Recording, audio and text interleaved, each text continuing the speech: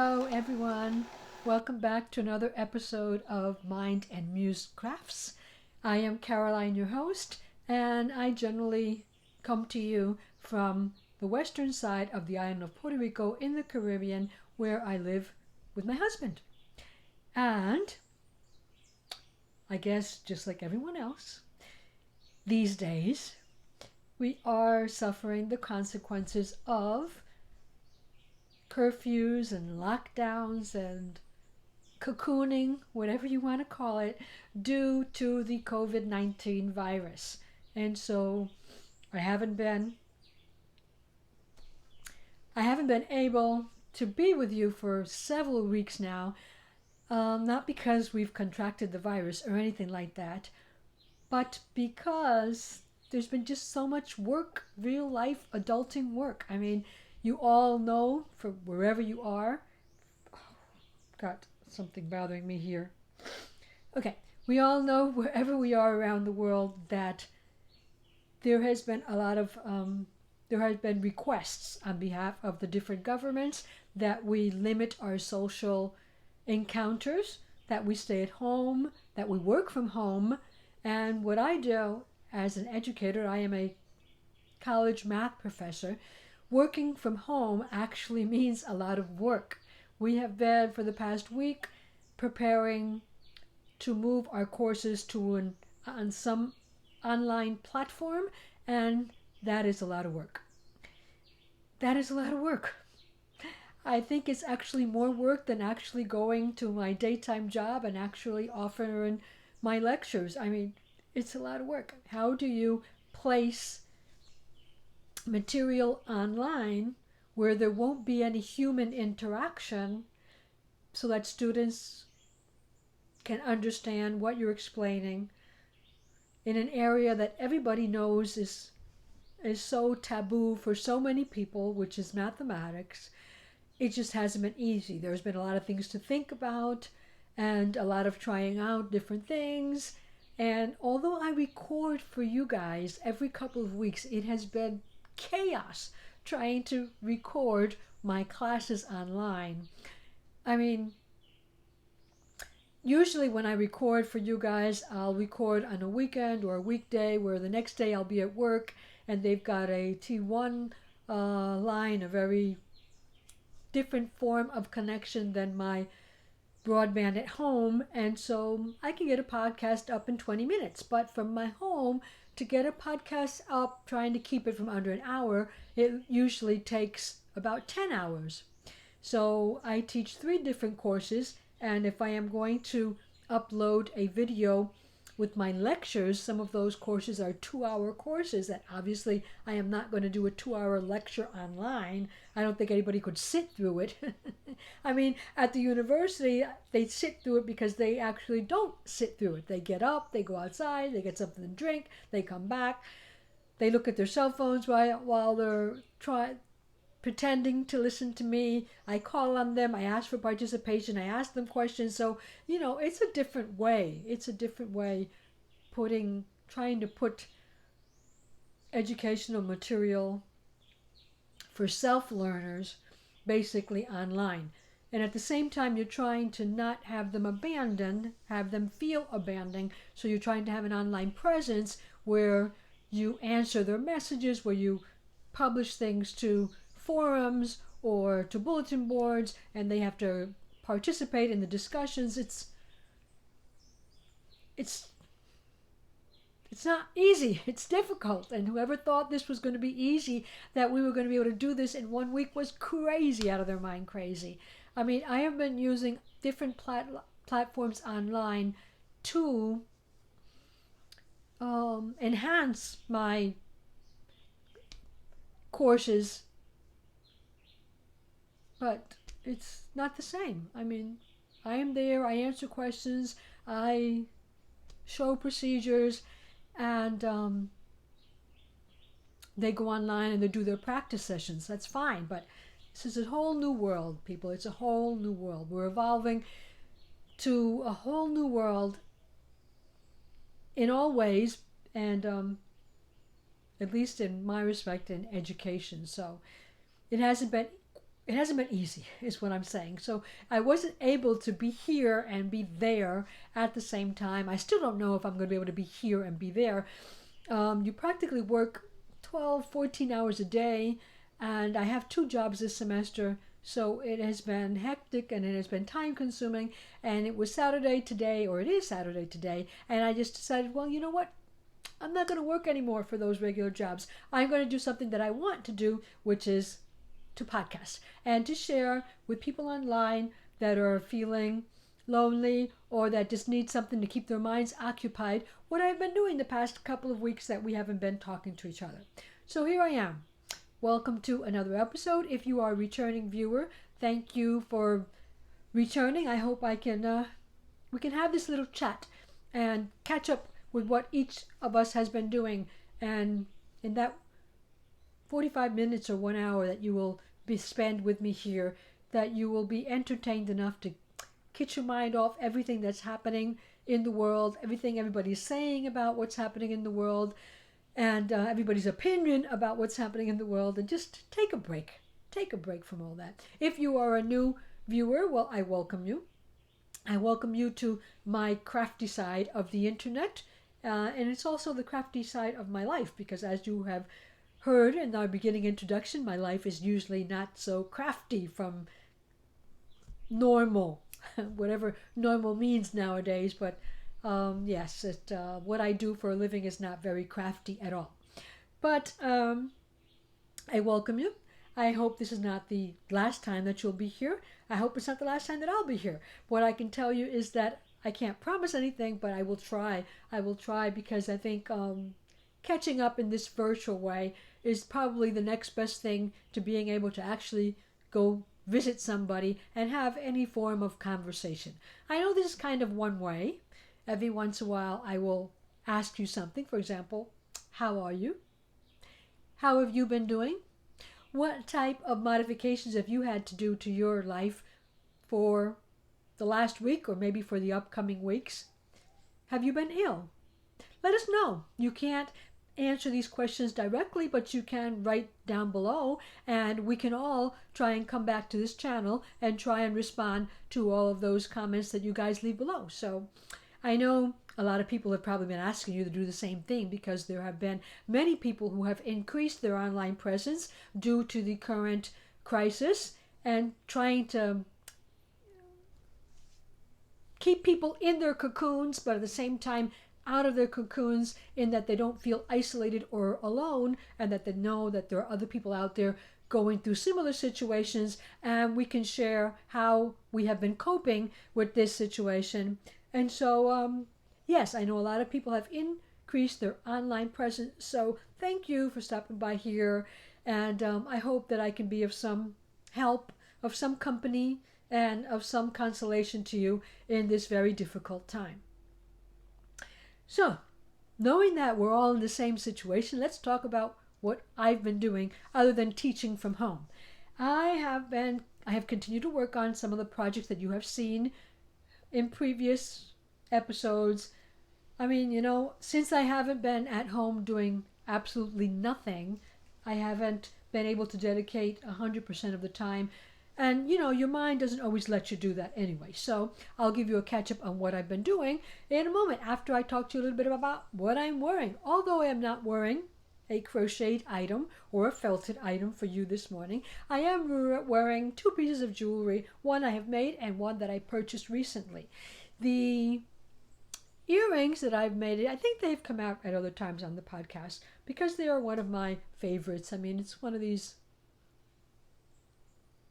woven ball, woven crystal ball that is made from very tiny crystals woven together in, well, whatever method I used to weave them at the time.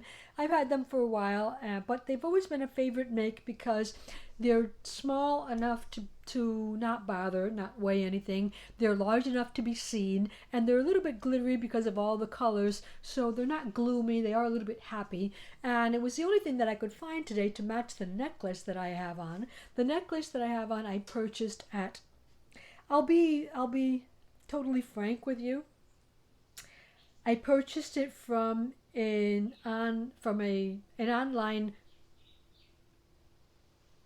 um, ad, and it was on Instagram. And it was during the time where Australia was going through a lot of difficulties, environmental difficulties, and they were more or less catching all of our attention. And a lot of companies came up that were offering you different products at reduced prices with the promise that they would um, donate some of what the money you were paying to reforest Australia, or to maybe collect some of the animals that were being endangered, and treat them and feed them and give them a place to stay while things got back to normal. Well, you all heard it all, I'm pretty sure. And one of the companies that came up about October was a company called Tree Huggers Bracelets. Now, if you look for them online, you have to go the whole treehuggersbracelet.com thing, because there are many, as I recently found out, many companies called Tree Huggers, and a lot of them have to do with jewelry. If you go to Etsy, for example, Tree Huggers on Etsy is a fabulous it's a fabulous site. I hadn't seen it before, and I just did, and oh my goodness, why didn't I come here? I don't know if they donate when you purchase. I didn't stop there long enough to see.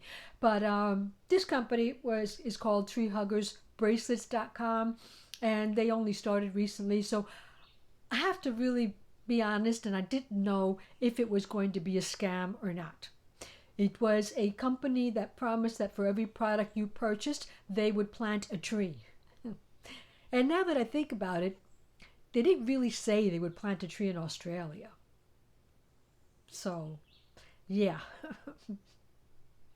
So, yeah, I don't know where they were planting trees, but this is what I purchased. I purchased that. It was one of the things that they had. They're one of their products.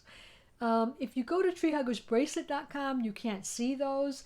You have to choose the products option, which I went and I did not see. So I had to slash products, and it was there still. It took a very long time, and I know that for other people's as well.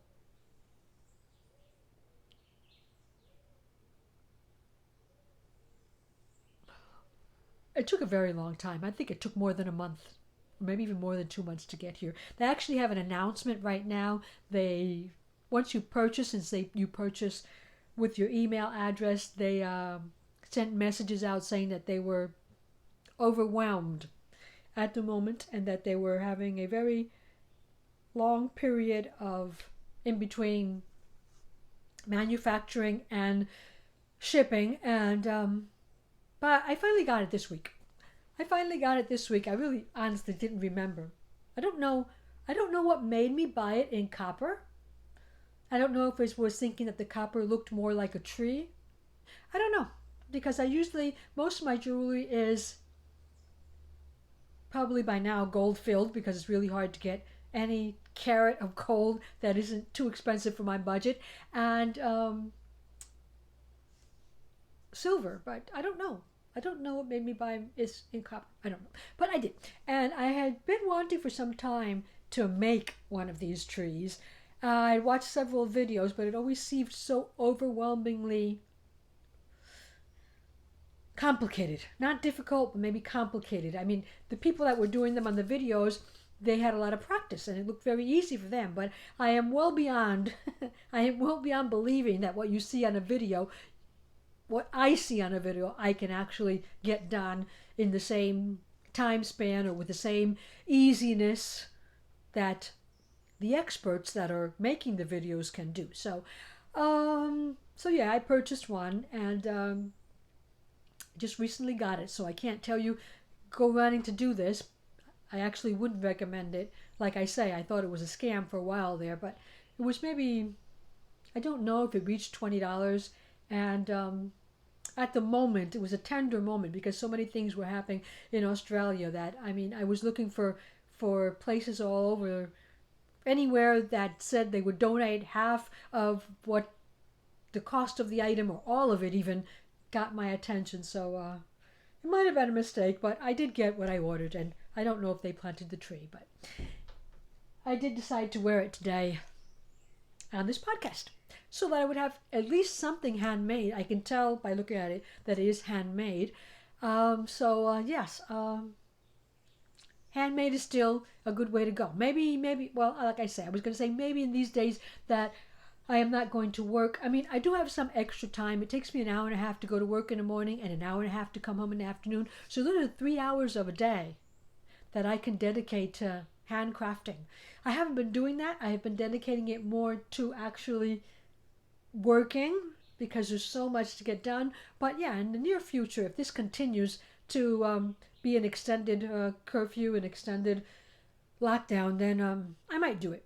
Then I might decide to just take that extra time in the morning and in the afternoon to craft up. But I have been crafting.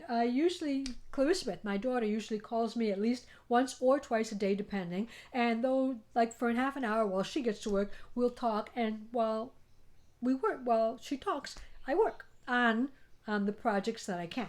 For example, I have continued to work on my sock experiment. Remember the sock that I was making with the laceweight yarn? I had shown you one the last time. And I still have to say that I'm not totally happy with that type of a border. So I'm thinking about ripping back and making a regular cuff. But I don't know. I'm waiting to see the second one. I have been working on the second one. I'm not as far along as I would like to be, but I'm still going to put it on a sock blocker for you. That's what I have up to now of my second sock. Excuse me for a moment while I close the door.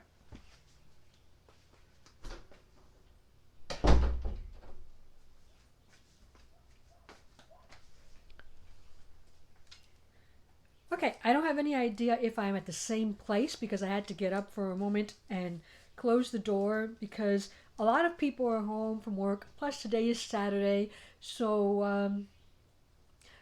I'm not even going to try to tell you the date because I'm totally lost on dates. I think it's the 21st, but don't take my word for it. Could be the 21st. So anyway, a lot of people are home. They're mowing lawns. They're doing all kinds of outdoor work. They're fixing engines, cars, and so there's a lot of noise. And so I had to close up myself in this crafting room. I wanted to do it in another place of the house because I figured so that this, it looks different. Let's go somewhere else, somewhere where there's a lot of natural light and where you could just get a different feeling. But I couldn't because there was just too much noise. So this is the sock that I've been working on. I'm up to there. Notice it doesn't fit well on the sock blocker, but that's because it's not complete. I mean, you really actually need the heel of the sock in order for a sock to fit the sock blocker appropriately. But anyway, it's maybe, let's see. I'll compare it to the other one. And I think it's approaching the gusset. I'm maybe 1 or 2 rows away from starting my gusset. If you don't know sock vocabulary, the gusset is a section where you continue to go around, but you are at the back part increasing so that when you actually reach the part where you start your heel, you have more stitches. And especially for crochet, you get a more comfortable fit. Normally, when I am doing short row heels, I don't bother with the gusset, but I am following. For this sock, I am following a sock pattern by Addie Day Designs. It's her rundle sock pattern, and so she puts in a gusset, so I put in a gusset. Plus it's lace weight, and so I figured a gusset would be good because my stitches are smaller, and even though I am making, I think there are 60 stitches for this sock, which is a lot more than I would normally use. Maybe for a knitted sock I would also use 60 stitches, but that is because I knit so tightly when I knit. For this sock I normally might be 56 stitches that I use, and depending on the sock, and so maybe even less, 52. But this one, because of the lace weight, I went and I wanted to follow this pattern. I went with her largest size and then added some more stitches. It's not exactly, hello, pattern modifications, because we always think that we know more than the pattern designer. But anyway, usually when I make my socks at the back, I don't know what's happening to me today, but bear with me, bear with me. It's the lack of actually talking to people, I think. I'm not used to it. Well, yes, I do talk on the phone with my daughter, and every once in a while my husband will give me a couple of grunts, but or listen to my couple of grunts. But anyway, for lack of a better excuse, that's my excuse for getting all tangled up in my vocabulary today. The back of the sock, in Deanne's pattern, she follows a different stitch pattern. I am just using half linked double crochets. I have found that in my socks, I feel that the half link, not double, half, I'm saying this all wrong today, I'm telling you, the linked half double crochet. That's what I'm using. Linked half double crochets. I have found that simply at the back, they just give it more of a cushioned effect. It's more cushioned, and I have less fear. Although I have to say, well, let me finish what I'm saying first. I have less fear of the sock degrading at the back and like falling apart. But I have to say that I have never had that experience. I have never had a crochet sock have a hole in it yet. So let's see. I'll see what happens with these, right? So that's where I am at the moment with the sock. It is, like I say, about to start the gusset, and then I always feel that once I get the heel done, gussets take forever because you're increasing, and you increase on one round, and the next round you do it normal. So they take forever, I feel. But I feel that once I get to the heel, from there it is pretty fast forward.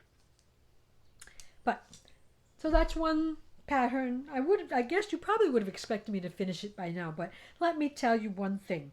The lace sock option, the lace, here I go again, the lace weight yarn for making socks, well, I guess like for making anything, it takes longer. And it takes longer. I can't do it like, sometimes I do things when I sit down to watch TV. I'll tell you the truth, but my husband commandeers, for some reason, the television at night. He says it's been like this always, that he comes home from work and he'll work outside for a while, and then he'll come in, and maybe around 7 he'll sit down to have something to eat. He eats very lightly in the evening, and then he'll watch a little bit of TV, and he's very tired, and he'll go to sleep. And so, but that, like, a couple of hours, he would always commandeer the TV. This is my time. He says, since you stay up later, well, you can watch whatever you want to watch after I go to bed. But since I am an addict, it doesn't matter what's on the TV, I will watch it. Because that's where I am. I can't not watch a TV that is on in front of me. So that's why I've never been able to crochet and watch TV at the same time, unless my husband is watching his documentaries and stuff like that, that I can listen to what's being said, and then because I have to look at my crochet and my knitting, I can't. I'm too insecure to not look. So I can't, while he watches TV, then I crochet, but it's all about complaining. Let's get it all out of our system. But my husband watches TV in the dark. You know, do you remember the maybe 70s, late 1970s, where they were telling you don't let your children watch TV in the dark because it will ruin your eyesight? I don't know if that's true or not, but I'm from that time in life. And he likes to watch TV in the dark because he says it feels like he's eating his light meal and watching TV. It feels like he's in a theater. I don't. I watch TV with the light on. I crochet with the light on. I knit with the light on. I read with light on. I work on the computer with the light on. I do everything with the light on. when I go to bed, I turn the light off and I still have a night light in a corner. So, different strokes for different folks, but the thing is that's why I cannot crochet in that yarn. You didn't think I was going to remember what I was talking about, did you? But I did. That's why I can't crochet in that yarn while I'm in the living room watching TV with him, because I can't see in the dark. And that's something I don't want to ruin. But one thing that I could work on in the dark with my husband was something I didn't show you the last time. I think I didn't give you an update the last time. I don't know why. Of where I was with my blanket. The blanket that honestly I no longer want to work on, and that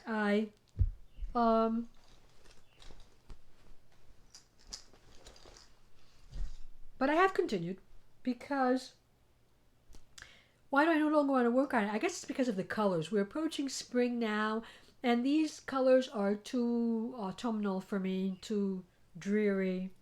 And I need some brightness in my life. Even if it's not bright, I need something lighter. It could be the same colors, but in a lighter tone, and I'd be okay. But here it is. You'll see that I have no yarn ball attached. Not because I'm finished with it, but because I have completely used up 2 balls of Lion Brand's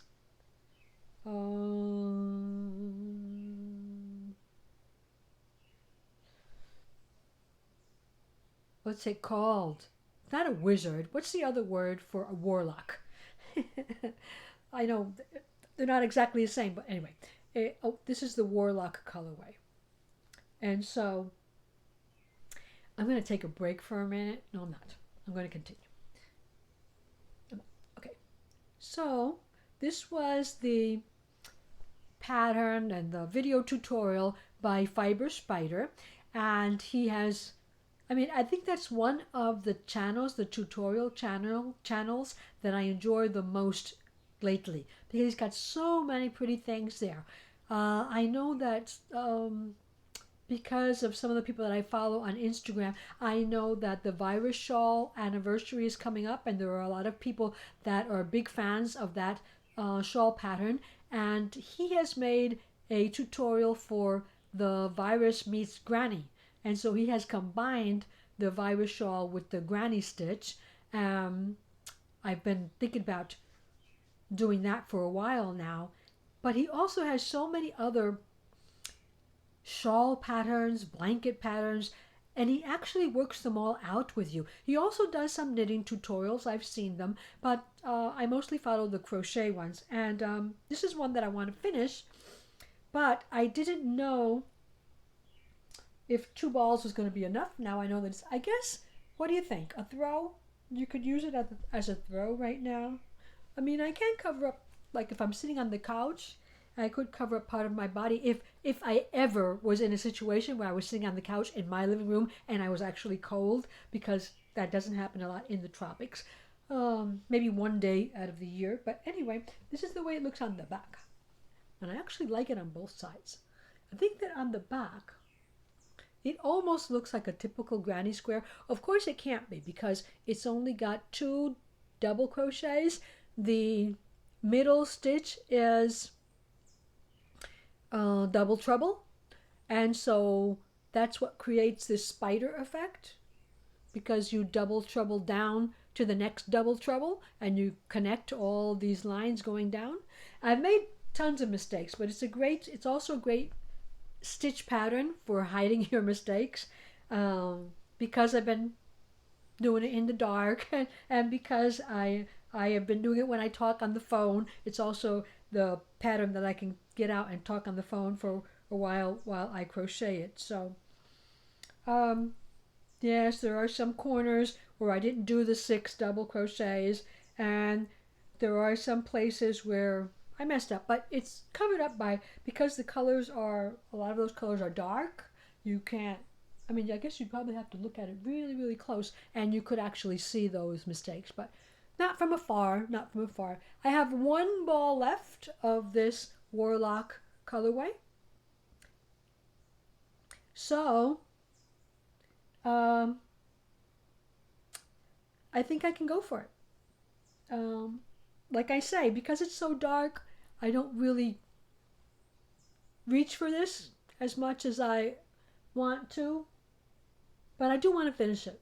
And I think that the only way I can finish a blanket for when it actually does get a little bit cool here, or if the air conditioner is turned on, is if I start it now. Because if I don't start it now, I'll never finish it. So I've been working on this for some time now. I have been working on it. I have been reworking on it. I picked it up again at the beginning of the year. So what is it, March? So it's been February, March, 2 months already? Yeah, and it took me 2 months to put in. No, I'm wrong. I had one ball. With that, I had started it, and I purchased 3 more. And so I've already put in 2 more. I'd probably have to look around to see if that's true or not. I'm not exactly sure where I have them, but anyway, I'm at the end of a ball, ready to put in a new one, just waiting to see when I will actually want to do that. Because of the fact that, I don't know, what do you think? Would you continue to work on something like this at this time of year, approaching spring and approaching summer? Like I say, if I don't, it'll never get done, so I might. Or I might pick up my other blanket that I have a lot of yarn for. Yeah, I could do that. But the other blanket that I also started with the spike, this is supposed to be rectangular. As of now, as it gets larger, I notice that it looks less rectangular. I guess because the difference in the lengths of the length and the width is too small, so that you can't really observe it unless you actually measure. I did notice that. Let's see if we can see the color scheme. When in this Warlock you have this, this, this, this, this, and this. One. I mean, with the variants, right? You go from 1 to like a darker cream there, 2, and then you get a greenish yellow, and then you get the yellow, and then you get the greens, and then you get the orange, and then you get the purple. And the first ball ended there. So I do believe I put in a second ball only. Look, what happens now is that the rounds get bigger, so you use up more yarn, don't you? But I did notice that the other ball that I put in didn't follow the same sequence, right? Because I started here at this green.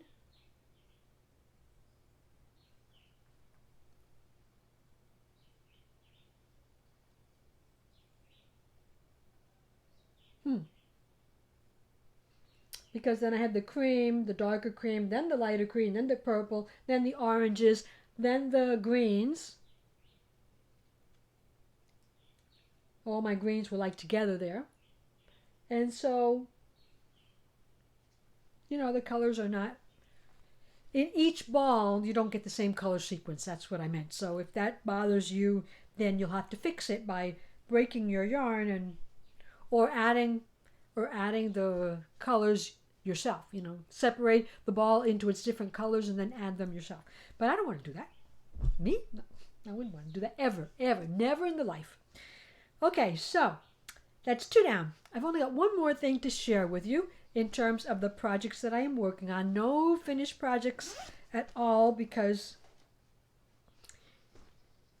I will probably get the socks done before our next podcast, but there's no way I'm going to have the blanket done in any time soon, and there's no way I'm going to have my next project done anytime soon. So I don't know how long it'll be before I actually have something that is finished to show you, unless I pick up a new project that works faster. Okay, what am I working on? I am working on what I have told you that I was going to start, and just one night I decided I am going to start this. I think it was after I finished the ball of yarn onto the blanket, I said, look, I'm just going to start something else because it's not something that I'm reaching for. So I really didn't want to spend the little time that I had crafting on the blanket because, you know, it does take up a lot of time. Every one of those rounds takes a couple of hours right now. So I did start what I had told you I wanted to start, which was the Taroko top, which I'll remind you if you somehow have forgotten what it looks like.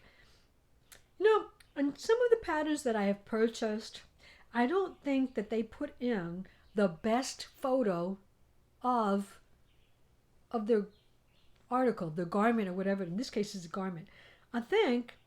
I mean, if you had such a beautiful thing, wouldn't you want to dedicate a whole page to just one photo? You probably had tons of photo shoots, and then the only photo that she puts in of her wearing it is from the back side. So there's really no other way I can show you this because the photos that are included in this pattern here, there's like no way to see the entire garment except for this tiny photo. I mean, tiny in the pattern. I'm trying to enlarge it, but then you know how it goes. When you enlarge things, you don't get the same resolution. So, but anyway, that's it. That's what it is supposed to be, a color work. How is it described? Obviously, it's round yoke, yes. It has also lace elements here in the middle, here in this part here. It's got lace elements. Short sleeve, round yoke, lace elements.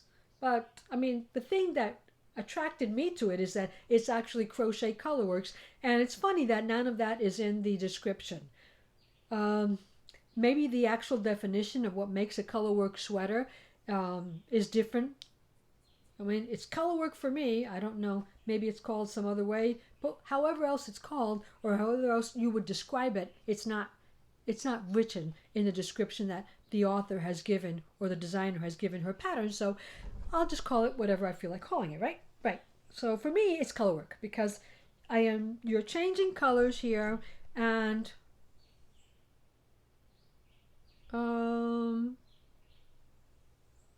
though she just calls it, when you change colors, do this. She doesn't call it any specific technique for any specific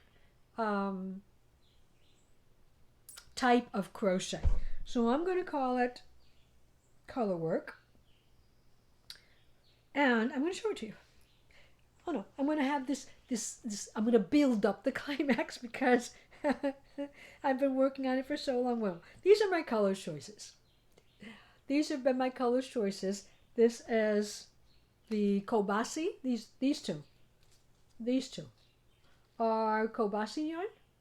If you have never seen it before, I have shown it on here. So it is 55% cotton, 16% bamboo, 21% elastic nylon, and 8% silk. So if you ask me, that sounds lovely. Now, when you actually work with it, for this project, I found it can be splitty. And I'm thinking it's because I am using such a large hook size. Sorry, why would I say needle? I am using such a large hook size, and I think that has, and also the stitch that she uses. She uses what she calls the, what does she call it? Something like a central, she calls it a central single crochet. Other people call this the, oh, what's it called?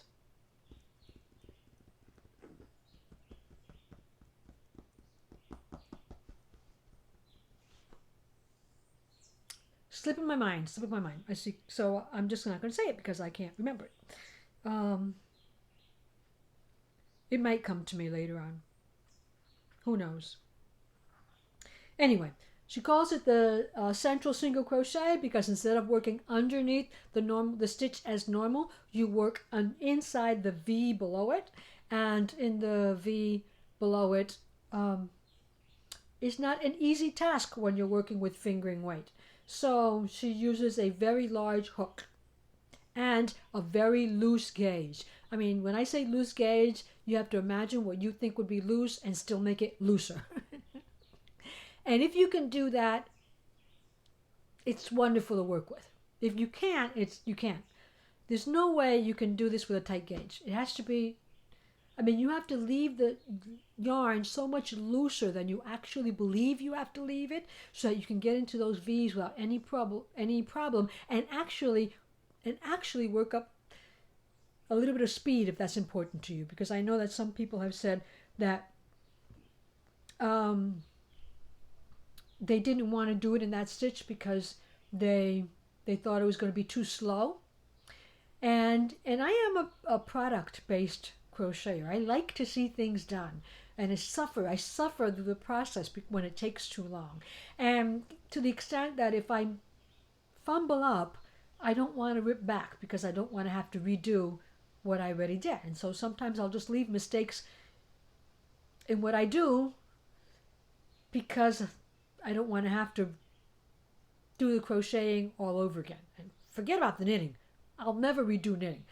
But anyway, to each his own, right? We're all different. We're all different. So some people said that, but other people that have made it with the actual central single crochet mentioned that it just wouldn't look the same if you don't use that stitch. So I don't know. I guess you would have to do it in single crochet in order to know that it's not looking the same. Don't ask me. I'm following the instructions of the designer for this case.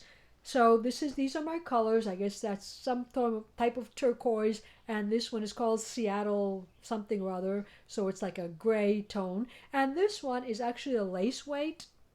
It's a lace weight dyed by Crafternoon Treats, and it's called Magic Happens. And I purchased, it's 100% British Falkland Merino.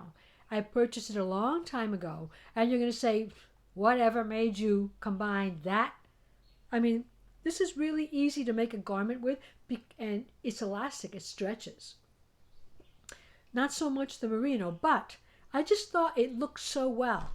I just thought that the slight coloration inside of it looked so well that it was going to give me that little bit of color that, you know, because these are still like dark, and this kind of gave me a little bit of color to tell me that spring was coming. So I am using it double. So I have split a 100 skein.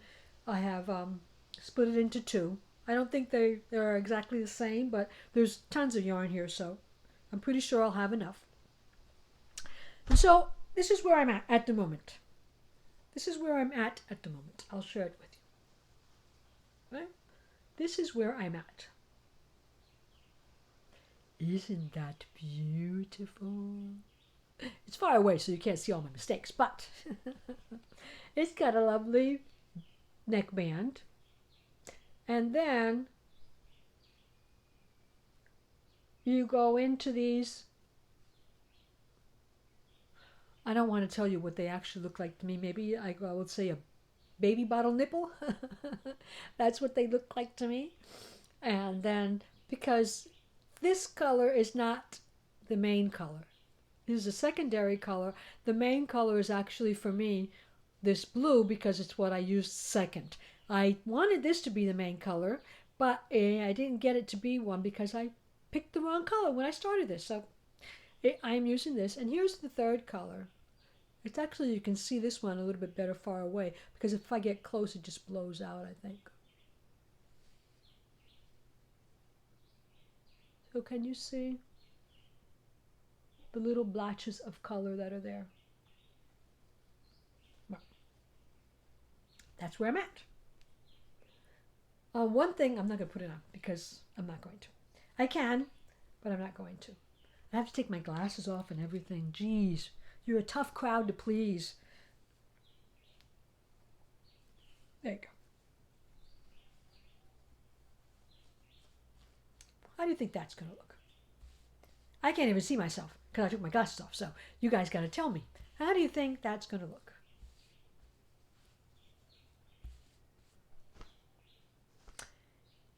I like it. And the risk of maybe over-commending myself, I think it looks pretty. And I don't have my glasses on. I know. But I'll be truthful. At the stage where it's at, it looks a little clowny to me. I look at it and I see like the yoke of a clown's garment, but that's because it's not finished, right? Once I get down to the body, I mean, I am another thing that took me so long to get this started was the fact that once I read the pattern, I found that it is all explained in charts. The stitch pattern is given to you in not the explanations. The stitch pattern is given to you in charts.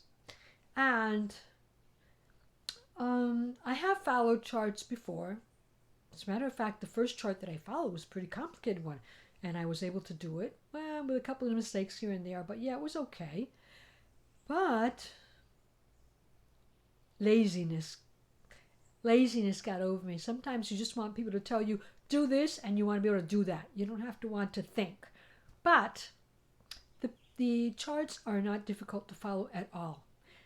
The stitch pattern of each round is charted because for the most part it changes every 1 or 2 rounds. So it's the stitch pattern. I'm telling you guys, I just shouldn't have done this today. I don't know. Forgive me, but the stitch pattern that is charted is just one repeat of the stitch pattern. And then you just repeat that over and over again until you reach the end. And so it's kind of an easy way to know that you have the correct amount of stitches. Up to now, I do. I don't know how. That's a miracle. But I do. Actually, I have to take that back. There was one round where I said, what? It was one of the increase rounds where I found that I had increased on every stitch in one of these sections here. And I'm like, what did you do? Why did you do that? And so, did I rip it back? No, I just put my stitches in every other stitch. I left all those stitches there. Can you tell? Can you tell? No, you can't. Of course, you're from a distance, but you can't. No, you're not going to be able to tell. I think that the central single crochet, you're crocheting very loosely, and I mean very loosely. I'll repeat it again, because that is what makes your life so easy when you make this.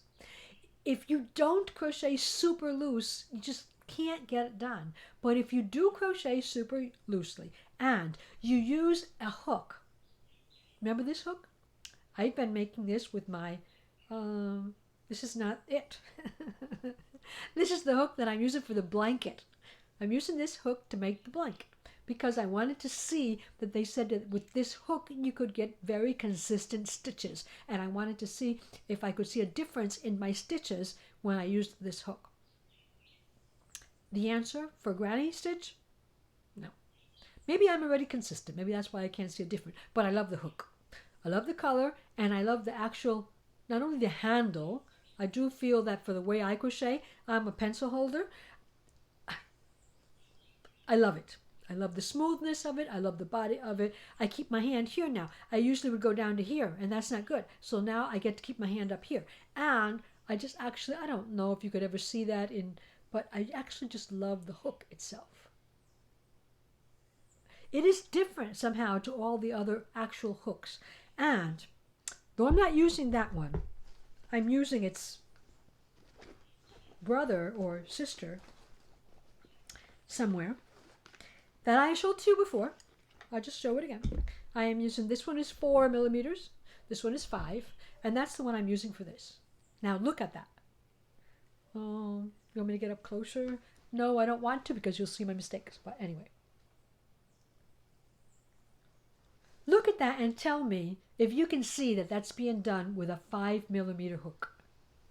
There are no holes. And even in single crochet, mostly you could see the holes with a 5 millimeter hook. And 5 millimeter hook and fingering weight and lace weight yarn. You should be able to see holes, but you can't. That's the beauty of the stitch. That is the beauty of the stitch. And if you could just touch this fabric. I'm still thinking it's going to be too thick to wear here on the island, but I'll wear it in this room with the air conditioner on. I don't care, but I will wear it at some point. And thus, then, the idea, I think what happens is that you crochet very loosely going around with this hook, and it looks bad. Stitches look bad. But when you go around the second time, you work into that round, things tighten up. Going into that V tightens up the previous rows, and that's why you can't see holes at all. And now I want it to be done, but it's not going to be done in a long time because I've been working on this ever since I last podcast. Ever since my last podcast, and look where I'm at. I have completed 3 charts, and there's a 4th chart, so there's a 4th stitch pattern. Every chart probably has about 7 rows, so there's a 4th stitch pattern, a 4th chart, and I have done 2 rows of that 4th I have done 2 rows of that 4th chart, and so once I finish that last chart, then I will begin the lace part that goes around here. And so, it might not look like much, but I still feel, the band takes forever. I know that because that's all, but it is still with the big hook. But no, you do the band with one size smaller. So I think it's that 4mm hook, and also I do believe that the lace you do it one size smaller. So the pattern has all the explanations you need. It's got all of the advice you need. You just need to follow it. You just need to follow it. So I hope you like as much as I do the colors that I have chosen. And I hope that you too believe that although it looks a little clowny right now, once I have completed it, it will not look like a clown's vest. I'm hoping. One can only hope, but you never know until you're done. You never know until you're done. So that is my Taroko. I am very pleased with the way it is looking at the moment. I am very pleased with the yarns. Like I say, this can be splitty with that large hook. But that's why you have to keep your tension very loose. And I'm hoping that, even the lace weight is going to be stretchy enough. And I can feel it. So I think it's going to be stretchy enough to be a nice garment. It could be even that I am making this in a small size. This is a size small.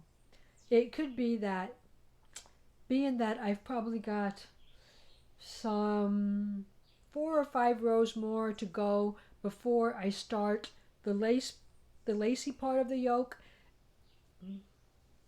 might be that it's gonna hang down on my shoulders a bit. I don't know.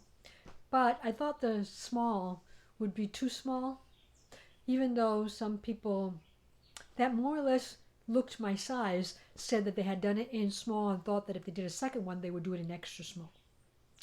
So here goes nothing. Hopefully I won't be one of those people, but I think it's looking swell. I think it's looking fantastic. So I'm very happy with that. Very happy to be able to share it with you. Very happy to have messed up all my hair in its honor. So yeah, I know what you're saying. Let me see the inside. Let me see the inside. So here's the inside. Huh. You thought it was going to look worse than that, didn't you? I bet you did. But, there are places where I can see where I have carried the yarn. But for the most part, I'm also thinking that, I'm not going to say it's perfect. There are places where I can see the yarn being carried through. But I'm saying it's okay. I will accept it that way. I will learn from it, and as I continue, maybe by the time I reach the end, that won't be a problem. Okay, so that's my Taroko, and I'm so glad to have been able to share it with you, because as I've been working it up for weeks, the only thing I've been thinking about is wanting to show it to you because of the fact that I was finding it clowny, but pretty. I'm hoping that the clowny effect will wear out. I mean, I'm going to put my glasses back on so I can actually see something here. I don't know. Well, here. Maybe not. I mean, maybe it's just because of the colors that I chose. But figure that I'm about here with the white part before, oh, put it this side, before I actually start that lacy section. That's about what mine is supposed to look like. So, yeah, happy. I don't care. I'm happy.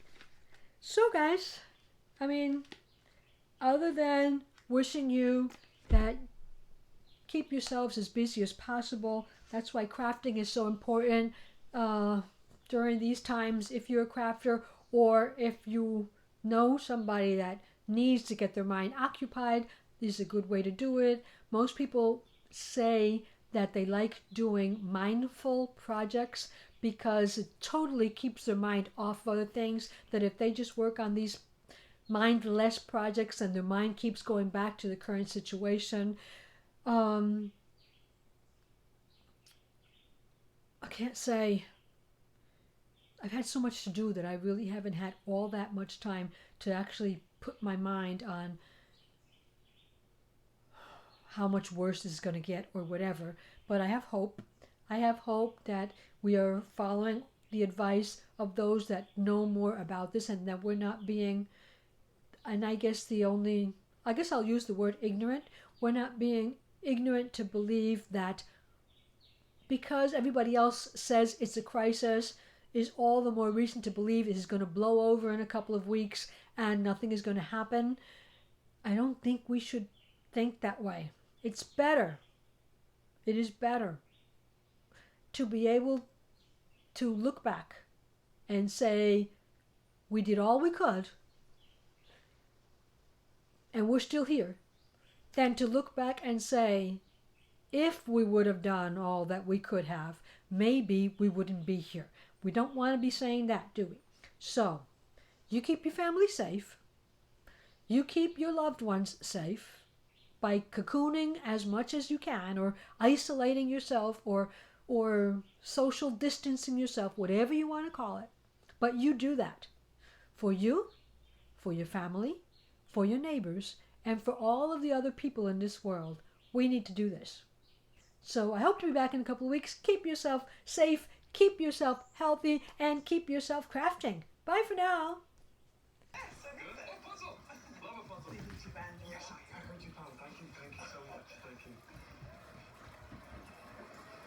Oh, there's a main event. Yeah.